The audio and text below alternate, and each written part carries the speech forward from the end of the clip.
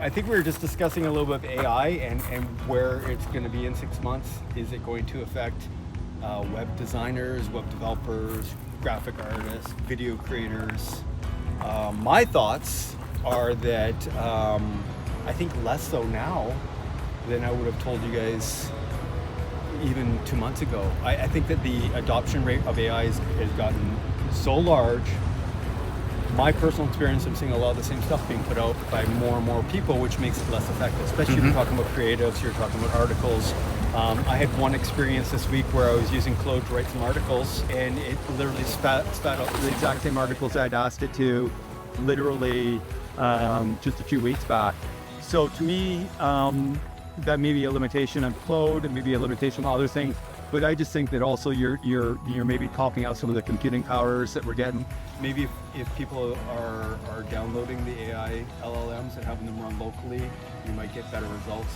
I don't know. All I'm saying is right now, I think that a widespread adoption of AI might not be what we think it is. Or it might not be as effective as we think it is, because we can already identify content that's been written by AI as soon as we see it on LinkedIn and everything. Or AI generated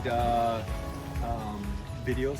Yeah. My kids are both in the video space, and I was showing them some really cool AI agent built videos. I mean, we're ripping it apart. I mean, they're better at video editing than I would be, but I didn't see the problems with that they picked up right away. Yeah. So, they're both in their 20s, so is that the generation that needs to adopt it and needs to see it get stronger and better? I would say so. So when we were talking about content and AI, we thought that perhaps maybe instead of getting it to actually write the content, that we get it to just give us bullet points. And then we still use our authentic voice to complete the article or what have you, and make it immediately more valuable to people that see it, right? I think so. I think also, research. It's really good at research. Although we ran into limitations this week with it, it wasn't doing as good a job as a human did.